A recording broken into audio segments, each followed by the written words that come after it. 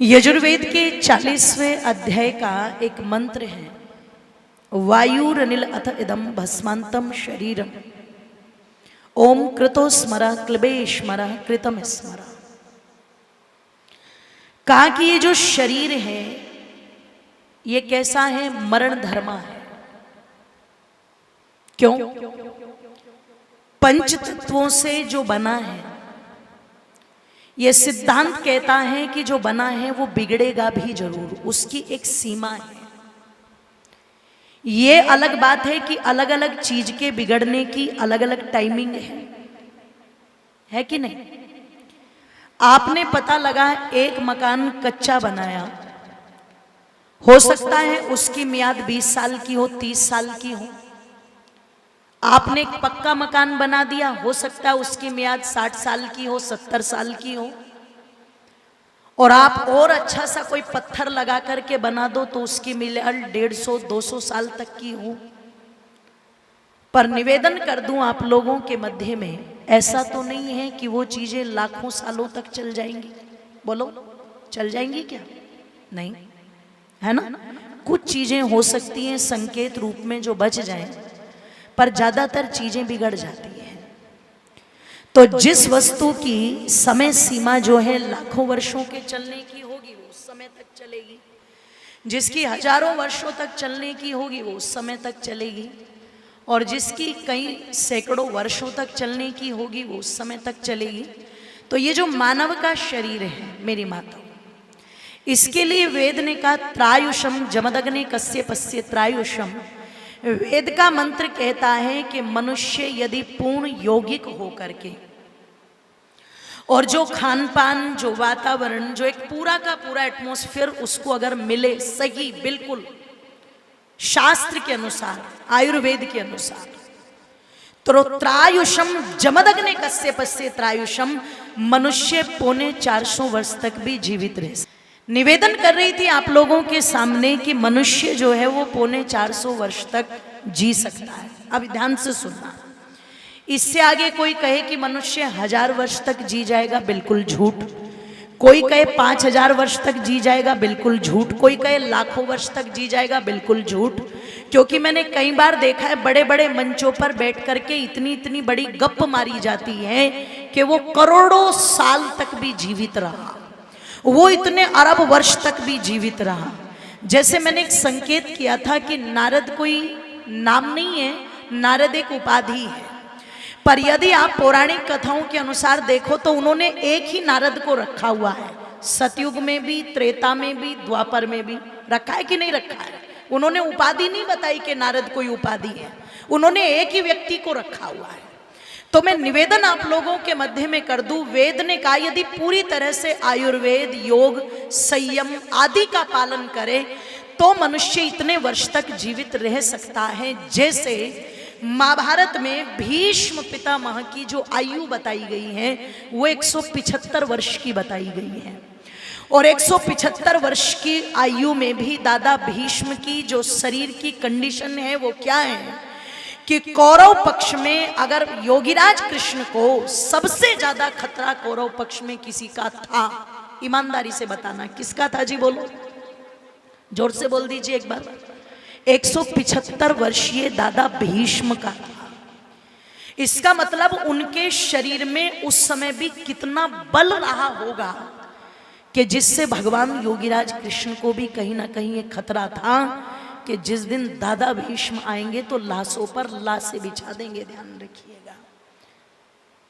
तो ये वेद ने कहा, लेकिन 450 वर्ष के बाद भी वो शरीर रहेगा नहीं, वो मिटेगा जरूर। क्यों? पंच तत्वों से बना है तो भस्म होकर के पंच तत्वों में ही विलीन हो जाएगा। जो बना है वो बिगड़ेगा जरूर, ये नियम है। लेकिन कहा कि शरीर के माध्यम से आत्मा जो कर्म करती है, मातो ध्यान से सुनना, वो चाहे अच्छे कर्म हो चाहे बुरे कर्म हो, वो कर्म कभी भी मरते नहीं है। हम जब रामायण की कथा करते हैं तो भगवान श्री राम चरित्र का वर्णन करते हैं, वहां रावण की दुष्टता का भी वर्णन साथ साथ आता है। तो अगर इतने वर्षों तक अच्छाई चल रही है तो मैं समझती हूँ इतने वर्षों तक उस बुराई का वर्णन भी साथ साथ हो रहा है कि नहीं हो रहा है। पर अंतर क्या है, जब रावण का नाम आता है तो हम माचिस की तीली उठा लेते हैं, और जब भगवान राम का आता है तो हम श्रद्धा से गर्दन, जोर से बोलो, झुका लेते हैं। ये अंतर है। जब भगवान कृष्ण का नाम आता है तो हम नतमस्तक हो जाते हैं, और जब कंस का नाम आता है तो हमें कोई मतलब नहीं कि कंस कब पैदा हुआ, हमें कोई मतलब नहीं कि कंस कब मरा, लेकिन भगवान कृष्ण की जन्माष्टमी आती है, ये हम सब याद रखते भी हैं। आप अपने बच्चों का जन्मदिन मनाओ न मनाओ, पर भगवान कृष्ण का और भगवान राम का जन्म दिवस, जोर से बोलो, मनाते हो कि नहीं मनाते हो? गरीब से गरीब व्यक्ति भी चाहे डालडा का हलवा बनाए, पर वो डालडा घी का हलवा बना करके भी 2-3 गायों को जिमा देगा कि चलो आज कृष्ण जन्माष्टमी है, रामनवमी है। गरीब से गरीब व्यक्ति भी, तो उनको आज तक हम इस रूप में याद कर रहे हैं। तो ये जो मनुष्य की अच्छाई है ये कभी नहीं मरती, उसके कर्मों की जो व्यवस्था है वो कभी नहीं मरती। इसलिए कहा कि कर्म ऐसे करके चलो कि दुनिया तुम्हें तुम्हारे जाने के बाद भी याद रखे, और जब तुम्हें याद किया जाए तो थूक करके याद न किया जाए, जब तुम्हें याद किया जाए तो नतमस्तक होकर के याद किया जाए, श्रद्धा से याद किया जाए, तुम्हारे कार्यों की चर्चा हो और दूसरे उससे प्रेरणा पा सके। और यदि तुम वे अच्छे कर्म कर भी रहे हो तो उनका ढोल मत पीटो। बुरा मत मानिएगा, कई लोगों को आदत होती है 2-3 अच्छे काम कर दिए तो फिर वो ऐसे बैठ जाएंगे और अपना ही शास्त्र खोल लेते हैं और वो अपनी पीएचडी दिखाते रहते हैं सबको, देखो जी ये काम मैं नहीं करवाया, देखो जी ये भी मैं नहीं करवाया, मैंने तो इतना काम किया, मैंने तो इतना काम किया। किसी शायर ने लिखा था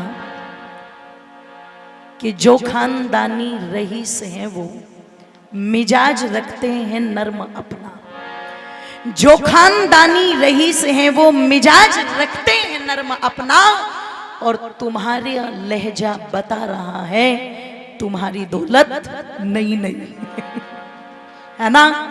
जिनके व्यक्तित्व में वजन होता है, जिनमें गंभीरता होती है, जो वास्तव में समाज के लिए कुछ करते हैं, वो बोलते नहीं। मैं आज पूज्य आचार्य जी डॉक्टर साहब को कह रही थी, आचार्य जी आपकी काव्य की गंभीरता, आपके शब्दों का वजन, मैं बहुत बड़ी नहीं हूं, बहुत छोटी हूं, पर मैं समझ रही हूं।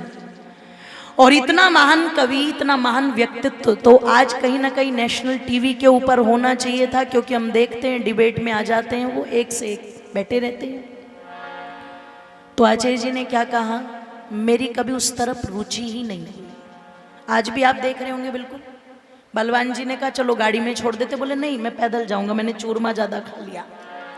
अब खाया कि नहीं खाया, पर मुझे तो ऐसा लगता है जब व्यक्ति जहाँ जन्म हुआ हो, जहाँ बचपन बिताया हो, वहाँ की दीवारें, सड़कें, हवा, पानी सब कुछ अपना सा लगता है और व्यक्ति उसे महसूस करना चाहता है। तो मुझे तो लगा शायद आचार्य जी अपने बचपन को ही महसूस करते हुए गलियों में घूम रहे थे, है ना। तो जिसके व्यक्तित्व में वजन है वो बिल्कुल शांत बैठे हैं, और पता लगा कोई आ जाए यूट्यूब से कॉपी करके, आजकल यूट्यूब से कॉपी करना कोई बड़ी बात नहीं रही, एक वीडियो सुनो उसी को बैठ करके मंच पर चिपका देते हैं। पता लगा उस उपदेशक को जहाँ खांसी आई हो खांसेंगे भी वहीं, कि ये भी इसी का ही हिस्सा होगा, है ना। उनके घमंड लिए नहीं पड़ते, ध्यान रखिएगा।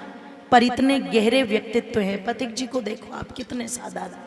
हमारे पंडित जी आ रहे हैं, ये देखो बब्बर शेर, जोरदार ताली बजा दो इनके लिए एक बार, जिन्होंने संपूर्ण जीवन आर्य समाज के मिशन में लगा दिया। आप सोचो जरा, तो वास्तव में जो करने वाले होते हैं वो कभी बोलते नहीं हैं, और जिन्हें कुछ करना नहीं, थोता चना और बोलो आदमी वाली वो है ना आचार्य जी। इस पर कविता सुनाएंगे आचार्य जी आपको, इस पर लिखी हुई है, मैंने तो आज ही पढ़ी उनकी वो कविता, थोता चना और बाजेगा ना। नहीं तो जो करने वाले होते हैं वो बोलते नहीं। एक उदाहरण पकड़ लेती हूं मैं, एक गरीब ब्राह्मण, पता लगा गरीबी से परेशान है, एक दिन बच्चों ने कहा, मां ये सत्तू तुम कब तक घोल करके पिलाती रहोगी हमें, किस दिन रोटी भी बना के दे दो। कहते हैं पर जब अपने हृदय में उस पीड़ा को लेकर के अपने पति के पास पहुंची तो पति से कहती है, नाथ, क्या कहती है माता, जोर से बोलो, और तुम क्या कहती हो? अरे रघुवीर कहां मर गया?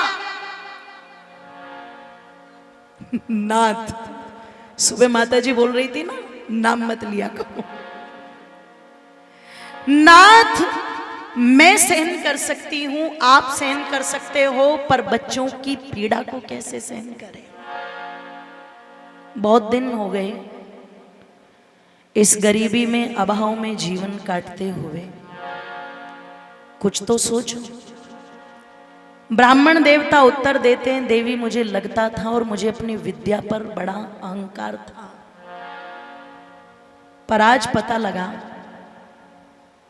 विद्या के साथ साथ धन का भी बड़ा महत्व है। मैंने ये चीजें पहले नहीं समझी, तुम ही बताओ मुझे क्या करना चाहिए। पत्नी ने कहा, देखो विपत्ति के समय परीक्षा होती है धैर्य की। सब परिस्थितियां ठीक चलती रहे, किसमें कितना धैर्य है पता नहीं लगेगा, पर जरा सी विपत्ति आ जाए तब व्यक्ति का पेशेंस लेवल कितना है वहां पर पता लग जाता है। शब्दों पर कितना नियंत्रण है, व्यवहार पर कितना नियंत्रण है, उसके अपने भावों पर कितना नियंत्रण है, ये विपत्ति के समय पता लगता है। ध्यान रखिएगा। ऐसे तो सभी दिखा देते हैं बड़े मजबूत बड़े मजबूत। उसने कहा धैर्य की परीक्षा होती है, वो आपने मेरी भी कर ली, अपनी भी कर ली। दूसरी परीक्षा होती है पत्नी की। सब कुछ अच्छा चल रहा हो, घर में नोट आ रहे हो, लाल लाल लाल वाले तो बंद हो रहे हैं, सितंबर तक बदल लेना उन्हें।